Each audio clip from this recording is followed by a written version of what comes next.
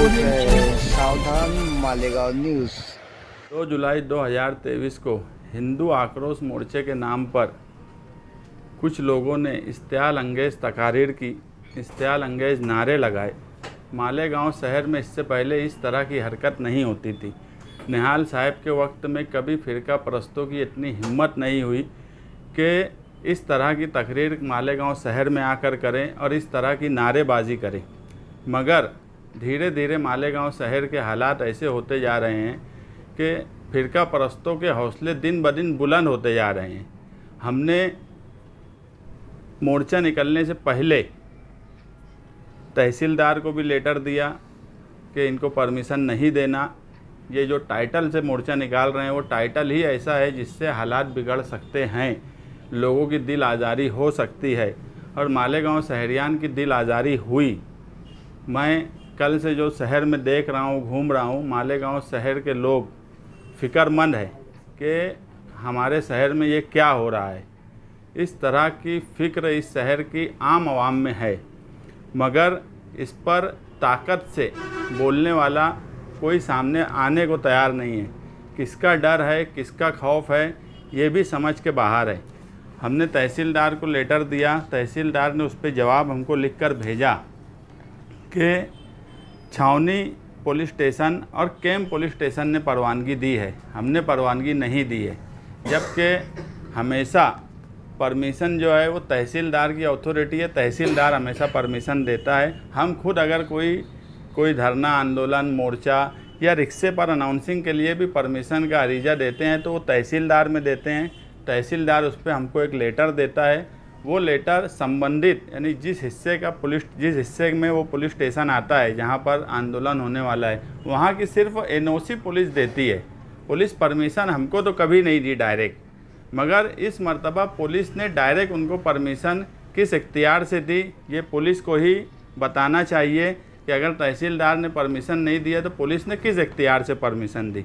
हम बोल रहे हैं कि इस शहर में कानून 2 तरीके से पुलिस अप्लाई कर रही है।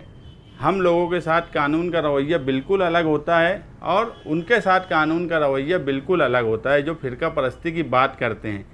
जिस तरह की तकारीर हुई उस पर और जिस तरीके की नाराबाजी हुई, ये कहीं से एक समाज में, एक सेकुलर समाज में कहीं से काबिल कबूल नहीं है। इसलिए जिन लोगों ने भी इस तरह की हरकत की है उनके ऊपर गुनाह दाखिल होना चाहिए और पुलिस ने ये बताना चाहिए कि उन्होंने परमिशन किस अथॉरिटी से दी है।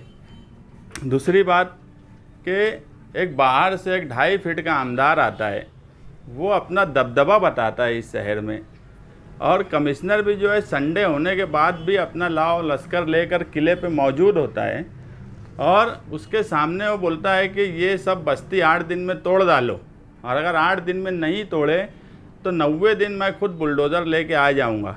ये मालेगांव शहर है, उनके बाप का राज नहीं है कि वो बुलडोज़र लेके आ जाएंगे और तोड़ डालेंगे।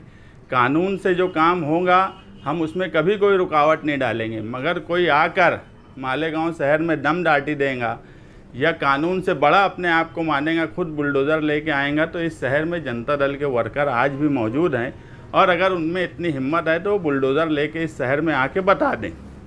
क्योंकि वो जो मामला है, जब वो कमिश्नर को लोक आयुक्त का ऑर्डर की बात कर रहा था तो उस वक्त कमिश्नर का भी काम था कि लोक आयुक्त का ऑर्डर उसके मुंह पे मारता और उसको बताता कि ऑर्डर में क्या है।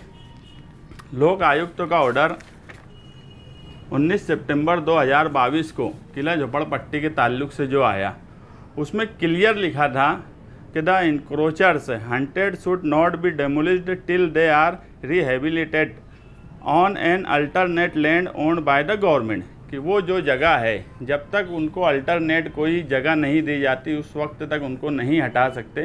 तो इनके क्या बाप का राज है कि ये बुलडोज़र लेके आएंगे और उनको हटा देंगे। इस शहर में हम आज भी ज़िंदा हैं। निहाल साहब का दबदबा इस शहर में आज भी हमसे ही है। नहीं तो मैं बोला कि कोई 2.5 फीट का आमदार आके अपना दबदबा बता के जा रहा है और उसके बाद भी यहाँ के नुमाइंदे, यहाँ की लीडर करने वाले, मैं सबको ही बोल रहा हूँ, उसके बाद भी अगर खामोश है तो इसका क्या मतलब लिया जाए। वो कोई मिनिस्टर नहीं था कि कमिश्नर वहाँ लाओ लश्कर लेके हाजिर रहे, वो भी संडे होने के बावजूद भी। लोक आयुक्त के ऑर्डर में 3 चीज़ें उस वक्त मेंशन की गई थी कि ये 30 से 35 साल पुरानी झोपड़पट्टी है।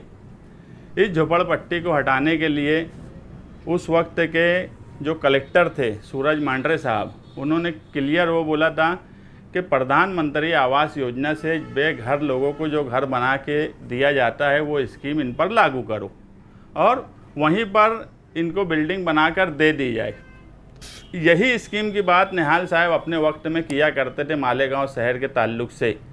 जब तुम्हारी घरकुल की योजना आ रही थी और तमाम लीडर टीकम फावड़ा लेके हाजिर हो गए थे कि हमने लाए, आज वो स्कीम फेल इसलिए हुई कि उस वक्त निहाल साहब की बात अगर सुनी गई होती कि जो जगह है वहीं लेआउट कर लो, जगह भी खाली हो जाएंगी और वहीं बिल्डिंग बनाकर उनको वही जगह दे दो। और वही बात लोक आयुक्तों के उसमें कलेक्टर ने भी बोला था। उसके ऊपर कारपोरेशन ने उस वक्त आर्किटेक्ट से सर्वे किया, एक नक्शा बनाया। वो नक्शा भी आपके सामने है कि उसी जगह पर बना कर देने की बात है। अगर कारपोरेशन उनको हटाना चाहती है तो जो नक्शा कारपोरेशन ने बनवाई है उस पर अमल क्यों नहीं करती, या कौन लोग रोक रहे हैं? क्योंकि इसमें ऐसा हुआ कि ये नक्शा बनाने की बात लगभग 1 साल पहले हुई और 1 साल या 10 महीना करीब ये नक्शा कारपोरेशन में आर्किटेक्ट ने दाखिल भी कर दिया। नक्शा बनाने की वजह भी कारपोरेशन की तरफ से आर्किटेक्ट को लेटर दिया गया था रितेश कांकरिया को कि वो नक्शा बना कर दे, मगर जानबूझ के नक्शा भी छुपाया जा रहा है। यहाँ तक कि वहाँ के रहने वाले लोगों के पास भी ये नक्शा वो लोग कोशिश करते थे तो उनको नहीं मिला। ये मैं अपने तौर पे कोई भी ज़रिए से निकाल के लाया, मगर इसको जानबूझ के छुपाया क्यों जा रहा है? अगर वहाँ के मामलात इस तरीके से हैं और फ़िरका परस्त, हम एक बात बोलते, कायदे से अगर कोई चीज़ है और उसके ऊपर एक्शन होगा तो हमारा कुछ बोलना नहीं है, मगर जातिवाद के नाम पर कोई आएगा और सिर्फ जात धर्म के ऊपर अगर ये बात बोलेगा कि इनको हटाओ और निकालो, तो ऐसा हम कभी होने नहीं देंगे। और अगर इस तरह का नक्शा बनाकर कारपोरेशन में दाखिल है तो कारपोरेशन उस पर अमल करे, घरकुल योजना की स्कीम उन पर लागू करे, उनको इस नक्शे के हिसाब से वहाँ बिल्डिंग बना कर दे और उसके बाद जो भी कार्रवाई करना है करे। कोई भी आयरा गैरा आएगा और बोलेंगे इनको उखाड़ो और भगाओ, तो ऐसा हम तो इस शहर में नहीं होने देंगे।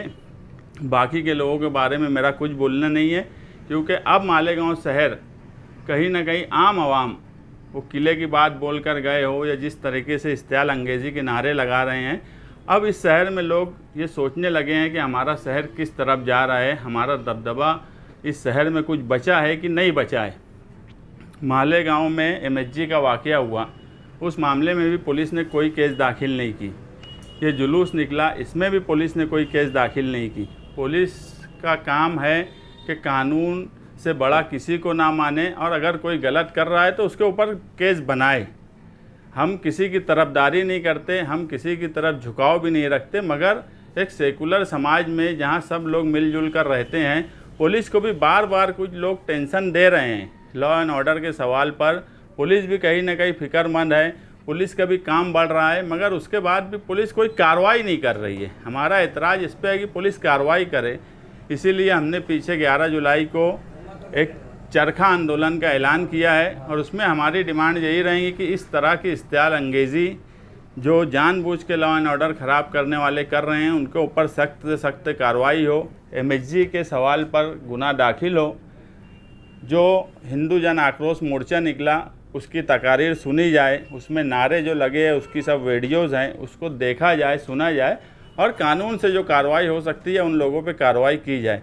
जब तक कानूनी कार्रवाई नहीं होंगी उस वक्त तक फ़िरका परस्तों के हौसले बुलंद रहेंगे। इसलिए हम चाहते हैं कि उनके हौसले कानून के दायरे में कभी बुलंद नहीं होना चाहिए। कानून से बड़ा अगर कोई अपने आप को मानता है तो पुलिस का काम है कि उसको सबक सिखाए और ये बता दे कि कानून से बड़ा कोई हो नहीं सकता। बस हमारी पुलिस से इतनी ही गुजारिश है कि वो कानून का पालन करे और इन जैसे लोगों पर कार्रवाई करे।